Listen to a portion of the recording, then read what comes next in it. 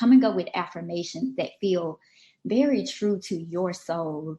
You know, like you can look online and look at affirmations, but really think about what areas you have, what problem areas you have, or what is it that you want to see improve, and then coming up with affirmations that tell you that. So for instance, if it's a lie, right? If you think one lie may be that, or a problem area may be that maybe you don't think you're like the cutest person. Well, waking up every morning and telling yourself, I am beautiful. I am more than my hair. I am more than what I look like externally. I am a beautiful person. You know, I go out, I serve, I help, I do this, I do that. So coming up with affirmations that really encourage you so that you can go out and be courageous, you know, in the midst of all of these fears and anxieties that we all deal with.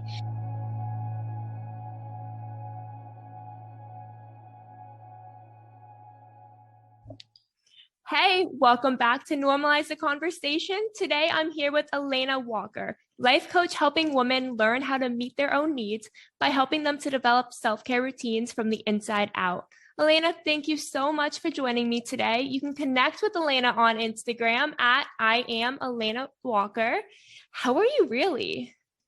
Oh, I'm doing really good today. Like today is going amazing. It's really nice here in Atlanta, so I can't complain. How are you? I am doing well. You know, last week I had an issue where my entire email crashed and the YouTube channel deleted and I had to start everything over. And today I'm finally getting caught up. So I'm really happy today. I bet. Sounds like you are. So I really believe that self-care is an essential part of our overall physical and mental health. And that's why I admire what you're doing. So I was wondering, what inspired you to start your journey as a life coach? So a few years ago, well, basically as a young child, I was a leader, and I always took the initiative to get things done and to go out and make it happen. That was my motto. And around 2016, I had to have a surgery, a major surgery, which required me to slow down and really evaluate who I was, what I was doing. And I realized that I was serving people a lot more than I was actually serving my own needs. And when I say my needs, I meant as in my physical needs, my mental needs. I wasn't really paying too much attention to those things. So once I started to pay attention to those things and others started to notice, people started to reach out to me, and I became a certified life coach to help people to get to live from the inside out, basically. That is a beautiful pain to purpose story. When you're feeling kind of defeated, like you don't have that self-care routine in place and it just feels difficult. How do I take care of myself? And when you learn that, you use that power and that skill to help others achieve that as well. It's just so beautiful. Thank you for what you're doing. And I'm so sorry about that surgery. But I was wondering, what made you realize that you weren't paying enough attention to your own physical and mental health during that time? Made me realize it. Well, I found myself just not happy, honestly. When I started to look internally, I just did not feel very happy. I did not feel satisfied at all. And when I had surgery, I started to notice just how much I would notice when people weren't there for me, which was honestly the truth. What I started to notice was I wasn't really there to meet my own needs. So, because people were helping me, people were bringing me flowers, people were asking me what I needed, but I just noticed that there was a part of me that was unfulfilled within myself. So when you talk about feeling unfulfilled with yourself, what were some of those like warning signs? And how can other people recognize those warning signs within themselves? Well, some of those warning signs was that like I said, I just didn't feel fulfilled. And I constantly, I feel like when I was waking up in the morning, I wasn't spending any time with myself. I was more so waking up, maybe like getting on social media and trying to text people back and handle like all of these different responsibilities instead of really waking up and doing my morning routine and focusing on my inner being first and finding peace there before I went out to help someone else. I think that's something that's so common with technology nowadays. We're so focused on seeing what everyone else is up to when we wake up and responding to everyone and making sure everyone knows that we're connecting with them, because there's this fear of being left out. This fear, if I don't respond, if I'm not active on social media right away, I miss someone's post. How will that affect my relationship with them? How does that affect my connection? How does that affect my online presence? And your online presence kind of feels like everything in today's world, because that's the center of connectivity. And we're so quick to focus on everyone else and what everyone else is doing and check our phones and turn on TV, check the news, that we forget to take care of ourselves when we wake up. When you first wake up, you have this amazing opportunity to give yourself the extra love and support you need. Something I always say is, would you rather take that 20 minutes in the morning or that 20 minutes at night and do some self-care for yourself, or end up burning out and then having to take days off of work or off of your responsibilities to try to catch up? It's so important that we realize how to pay attention to ourselves. So how do you help others realize that within themselves? Well, for the most part, I mean, as a coach, when I work with people, they kind of come to me with whatever it is that they're going through. So basically, if someone is at a place where they just feel unsatisfied, they feel uneasy about life, and maybe they're even questioning, like, what's my purpose? Like, what am I called to do? I believe that a lot of times those things must come from within. And a lot of times we're looking outside of ourselves rather than within ourselves to discover those answers. And in order to discover those answers, we have to take time to take care of ourselves. If we're not taking care of ourselves, then we're really not going to know how to move forward, because that's not something that people can help us with. They can't help us discover our purpose, but we can look, back at our story, and we can come up with different affirmations that help us and give us the confidence that, you know what, I may not know everything, but I know something, and I'm going to take this one day at a time and learn to be patient with my process. But in order to do those things, you have to learn how to really take care of yourself and even say no sometimes. Saying no is really, really hard, but learning to say no to things that you authentically do not want to do. That is so true. And that's part of setting boundaries. And we're kind of taught growing up that boundaries are selfish, that you can't say no to other people. You have to do everything for other people. And it's so hard when you grow up that way, when you grow up in a world where you're so focused on being everything to everyone else, and your purpose and the sense of who you are is connected to how other people view you. And I think that's one of the biggest problems with social media is it's all about how many likes you get, how many followers you have. It's all about how other people perceive you instead of how you perceive yourself. And your why is what gets you out of bed in the morning. Your why is what leads to your fulfillment. And you have to get that from within. You can't get that from outside. So how do you help people recognize what's inside them and the difference between the inside of them and the outside world? It's a battle. And I was thinking about this morning, how it's just so many distractions. But it's so many different ways. So one thing is coming up with affirmations that feel very true to your soul. You can look online and look at affirmations, but really think about what areas you have, what problem areas you have, or what is it that you want to see improve, and then coming up with affirmations that tell you that. So for instance, if it's a lie, right? If you think one lie may be that, or a problem area may be that maybe you don't think you're like the cutest person. Well, waking up every morning and telling yourself, I am beautiful. I am more than my hair. I am more than what I look like externally.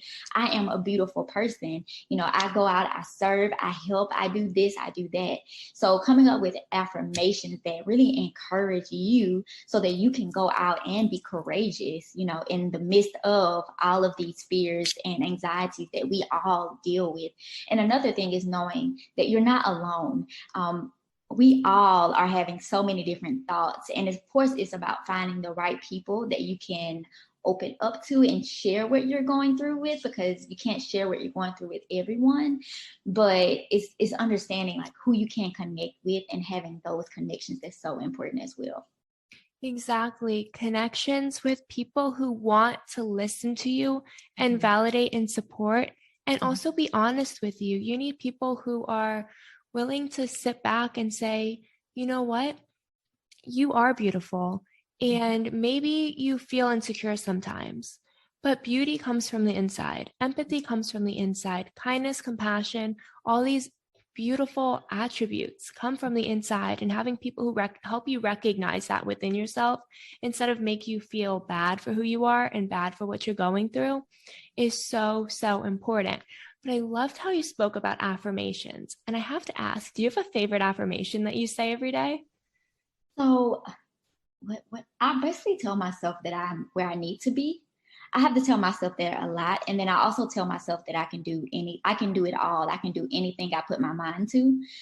Because honestly, I find as I listen to my thoughts more and more and pay attention to them, I'm also I have to really watch my self-talk, because I feel like sometimes more than I realize I am telling myself I can't, or I'm thinking it, or my actions is basically telling me in some way, like, I don't really think I'm capable of doing this. I don't think I'm qualified to do this. So telling myself that I can do it is something that has been helping me just get up and take one step and put one foot in front of the other, but also embrace my process in doing it. That is so true. We all have these intrusive thoughts. We all tell ourselves that we can't sometimes. And that's kind of normal. It's normal to question yourself and doubt yourself. Sometimes we can't always help it. But when you hear those thoughts in your mind, you have the opportunity to tell yourself, no, I can do it. You know, everything you think isn't necessarily true. And a lot of times we kind of take our own thoughts as like the Bible, as the word, and that's it. And if we tell ourselves we can't do it, we can't do it, and we're not going to try. But by reframing your thoughts, it can really help you better understand yourself and love yourself more and push yourself to be the best person that you can be. Yeah, I love what you said. And one thing that came to mind as you were speaking is that to know that there is a part of you that you're still creating. Yeah. You know, one thing I constantly pray for is more vision in my life. And I believe that all of us have a purpose, and no one is where they want to be completely right now. Everyone, I hope, has something that they're working towards.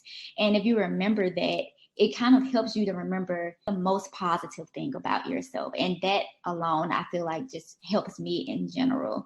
Like, I am not, I guess, me may be annoyed right now, or a part of me may feel anxious, but that's just not completely who I am, and I've learned not to take that on as myself. Like, I feel worried, but I'm not always like a worried person. Yeah. That kind of helps me to, not judge myself and move forward too. So I hope that helps someone. I love that you bring that up, because we often label our emotions as who we are, or our mental health at a certain state as who we are, or a mental health condition as who we are. We say, I am depressed instead of I live with depression. I am anxious instead of I live with some anxiety or some bit of extra worry sometimes. It's okay to live with that, because we all do. We all experience every emotion, but that's not who we are. And we really have to separate the kind of negatives that we see from who we are. We are not defined by an emotion, by one action, by one feeling. We're defined by who we are as a whole, and what our purpose is, and who we want to be. Your character is who you are, not an emotion, not a feeling. So when you've been developing these self-care routines and these affirmations, what were some of the most important things you were looking for to help you? That's a great question. Basically, what I was looking for was different areas in my life where I wanted to see improvement. So, and then once I figured out what areas in my life I wanted to see some type of improvement, I basically came up with a solution to that. So let's say one thing was something that happened recently. Let me think. Okay, so I have a new puppy, and having a new puppy is a really big responsibility. I love having a new puppy. It's very exciting, but I have had to change some of my morning routine, because he's young and I have to take him out. And at first I kind of was trying to figure out, okay, what should I do? How should I go about doing this? Well, honestly, it was more of a mindset change for me that helped me, because when I would get up every morning, I would immediately feel like, oh yeah, he has to go to the bathroom, so let me take him out first thing. Then I started to change up some things. So I did some research.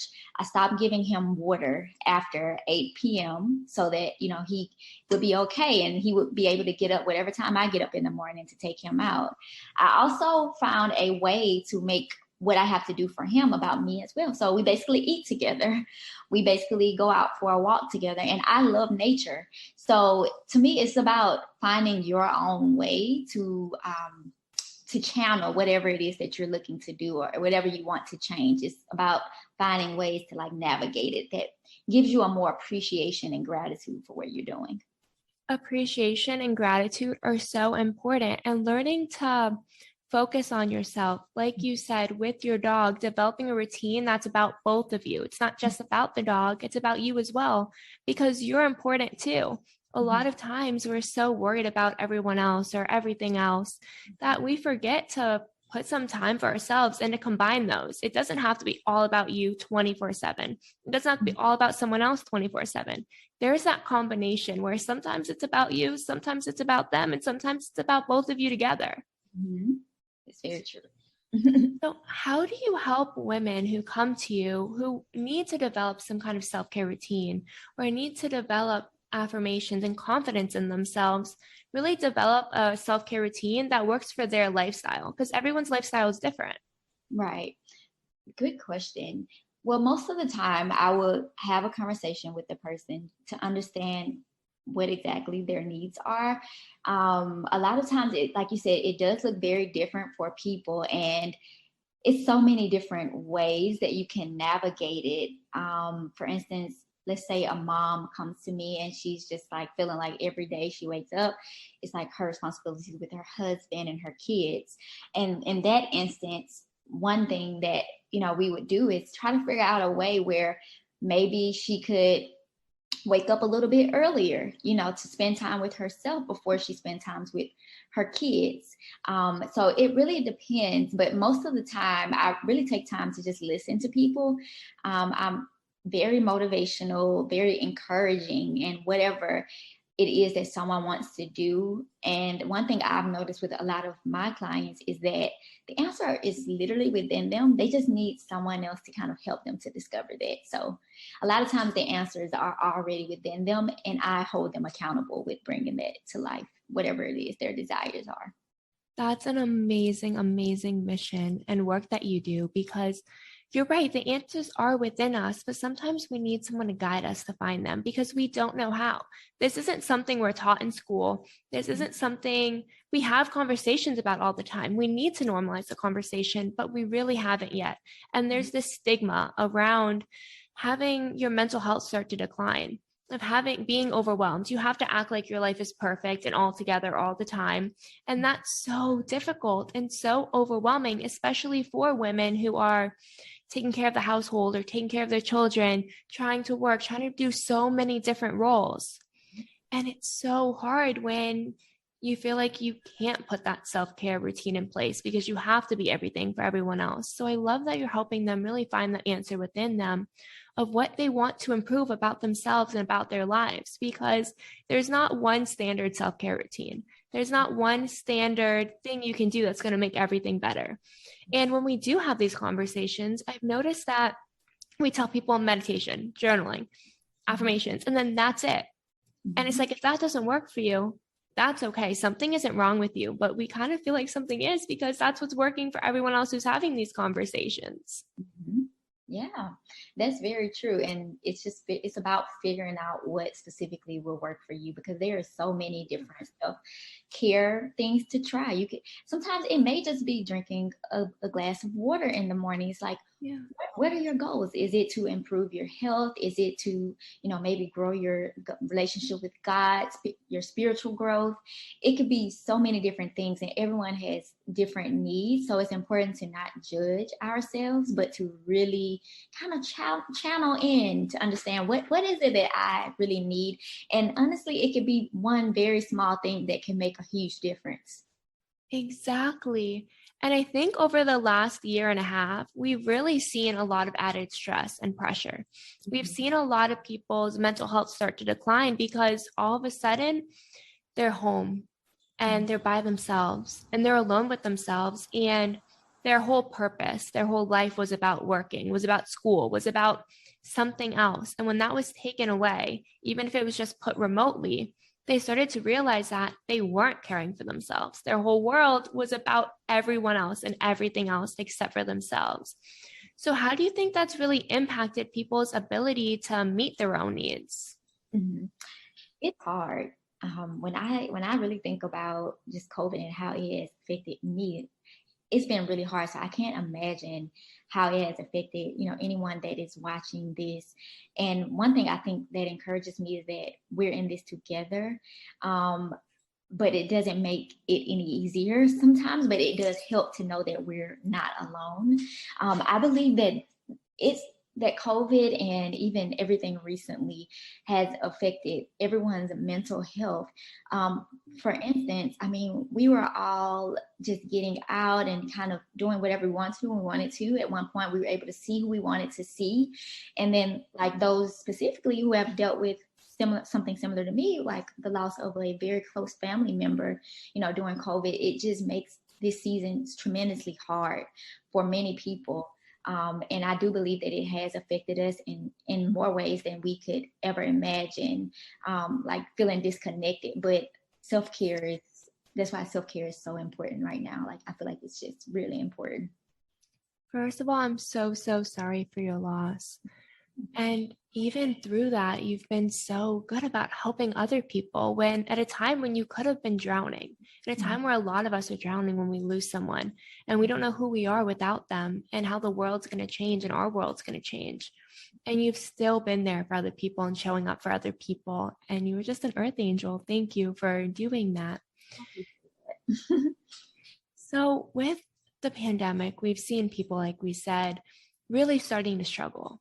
Mm-hmm. What do you think is an important warning sign people can see within themselves and start to ask themselves the right questions and begin developing a routine that works for them? If you kind of feel like if you're working every day and your work is just consuming you, or let's just say any area of your life is consuming you, that basically means that it's time for some self-care. That means it's just time to take a moment to slow down, to really evaluate where you are. Be honest with yourself, but don't judge yourself. I feel like that's so important. Not judging it, but really taking some time to pay attention to whatever that need is. If it's just a glitch of you feeling dissatisfied, why are you feeling that way? And what is it that you are in need of right now that you feel will help you? And then also, in some situations, sometimes people feel like, what, that sounds great, but I can't even do that. Like, this person or my friend, my husband, whomever, they're not going to be here if I ask them to keep the kids for one day, or, like my job's not going to allow me just to take one day off. Honestly, I know this is easier said than done, but really make a way, find a way, talk to the person that you need to talk to. Find a way to be courageous about yourself. Ask the questions, make a command, make a demand. Like, you have just as much of right in whatever situation as anyone else, and you come first. So that's what I would say. It's important to put ourselves first. It is. And I think we all have this fear in our minds that our worth to other people is defined by our productivity to other people, how much support we can offer them, what we can do for them. Mm-hmm. And that's not your value. Your value and your worth are not tied to productivity. They're tied to who you are and your character, like we've said before. And it's so important to realize that it's okay to ask for help. It's okay to ask support. We've kind of lived in a culture where vulnerability is frowned upon, where asking for support, asking for help makes you look weak. And really, it's strength. Learning where you need support and being able to reach out and ask for it is a strength. Vulnerability is a strength. It is. It is. Even though it's really hard to be vulnerable, it's not something that comes easy to most of us. It is a strength, and it's It's definitely a practice. It's a skill that, you constantly learn. It's not something that comes very easy for most of us. Exactly. And then when we start ignoring our own needs, they start to show up in other areas of our lives. Yep, it does. It shows up in many areas, many areas of our lives. And we can see it pretty vividly, but it takes paying attention to yourself, because if you're kind of always just moving around and making things happen, sometimes you're just really not paying any attention to yourself, and it can lead to burnout if you are never really paying any attention to yourself. And I just want to take a moment to say that I do take my hat off to every woman who is holding down whatever responsibilities that she has in her life. Like, I just take my hat off to all of us. I feel like women in general can do anything that we put our minds to, but it's important to be able to do those things and also take care of yourself. You can do both. You can take care of yourself and take care of all responsibilities, even those that are outside of yourself, but you should come first. Exactly. Women are often taught to take care of everyone else, and they don't take care of themselves because that's seen as selfish. And then they get to this point of burnout and they don't know what to do, and they feel guilty for feeling burnt out.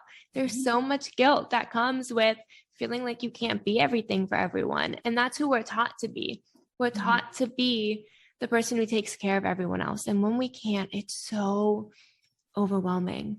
It feels like torture, right? Inside your mind, you're like constantly questioning yourself. What's wrong with me? Why can't I do this? Why can't I be enough? I'm not enough. And this starts to lead into a spiral of depression. So for those people who are starting to feel burnout, who don't know where to start, and they want to start developing a self-care routine, they want to start taking care of themselves, but they have no clue where to start. What guidance can you offer them on creating a self-care routine that supports their specific needs and lifestyle? Well, I would say start out. So there's a few things that come to mind, but I would definitely say to just sit down and take a few moments to meditate. And what I mean by meditate, it doesn't mean you have to have an app or anything, but just breathe in and out, literally. Kind of just give yourself that space to breathe in and out. And after you have that moment to yourself, if you like to journal, I would say take a moment to journal and just write out all of your thoughts. And honestly, through writing out your thoughts and journaling, usually you will come up with at least one or two solutions to whatever it is that you're going through. After, it's never really been a time that I sit down and wrote out some things that I didn't realize, like, oh, I should do that, or I should think about doing that. I don't know how that happens all the time, but it does happen. And I believe that it will happen for whoever it is that's maybe finding themselves in a really hard place. And if that doesn't work for you, honestly, I am a person who really believes in counseling and coaching.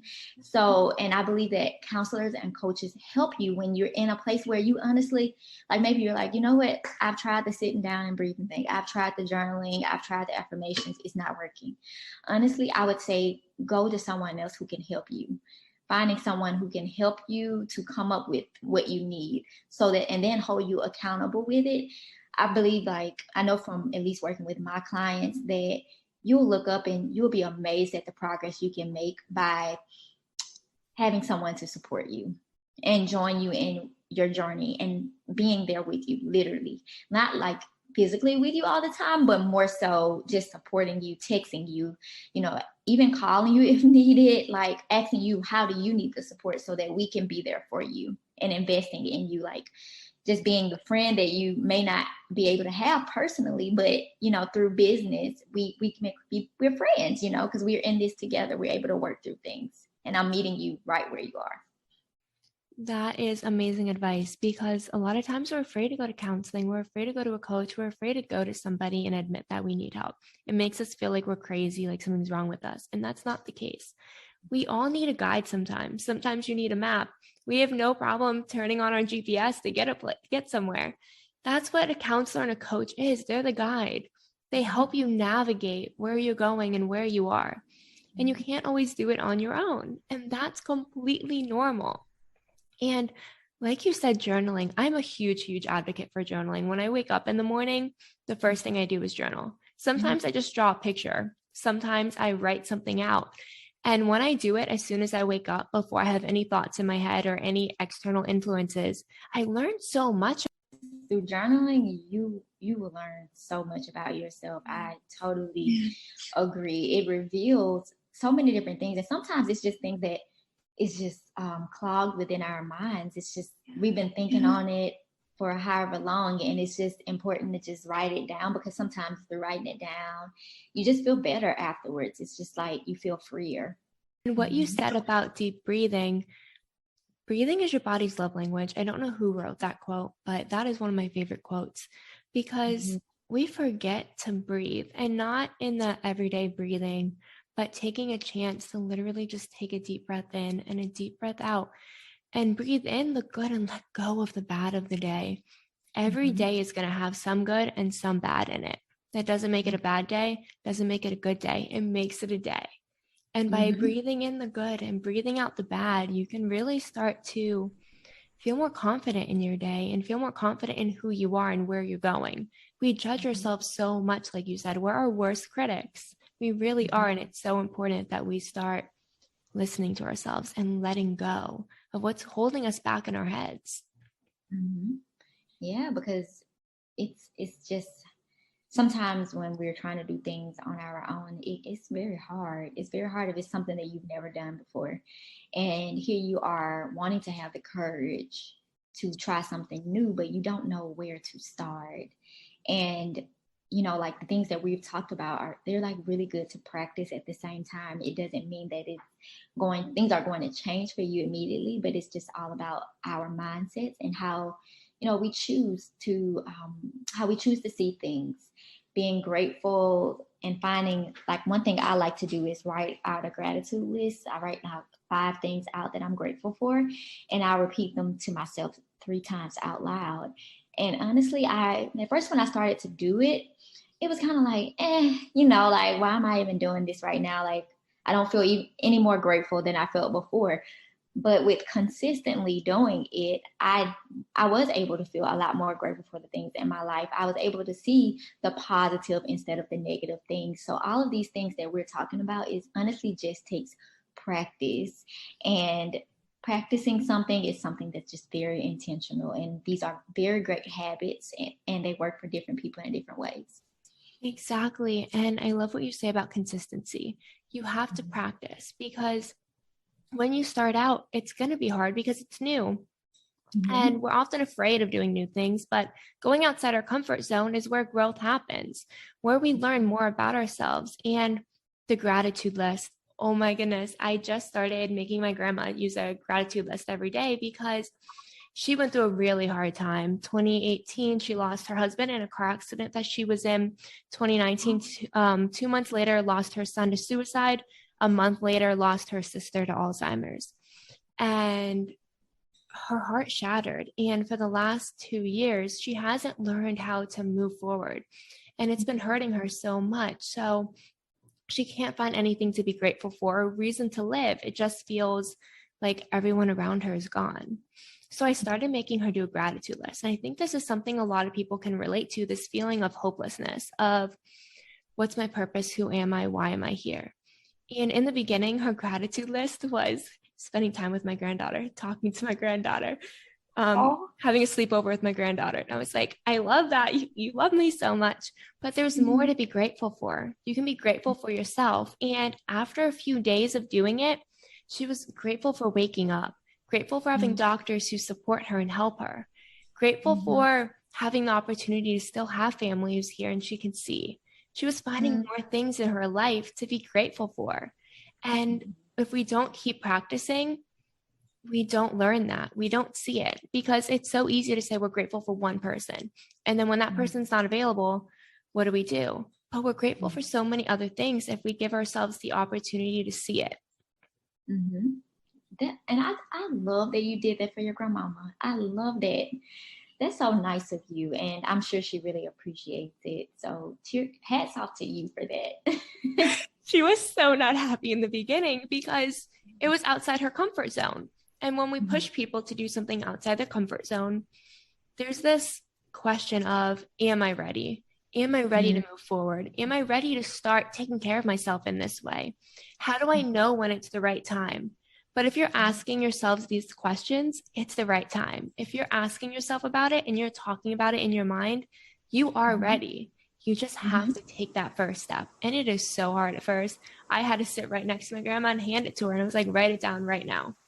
And then we didn't have a sleepover one night, and I came back and she was doing it by herself. It takes time, and sometimes we need someone to hold us accountable, and that's okay. But we have to start. It's scary. It's scary to know, can I move forward? Can I move forward from the past, from the trauma, from everything I've been through? But you can. And if you're asking yourself about it, you are ready.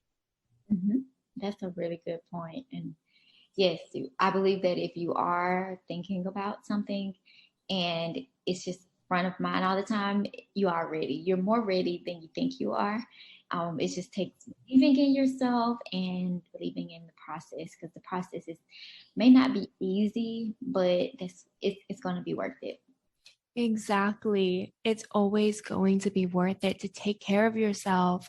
Alana, you have been absolutely amazing, full of such powerful insight. We don't always talk about self-care and talk about ourselves, and people need to have this conversation. We need to hear it. So thank you so much for joining me today. I am honored to have had you as a guest.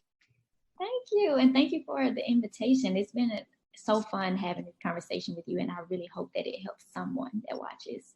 I am 100% positive it's going to help so many people.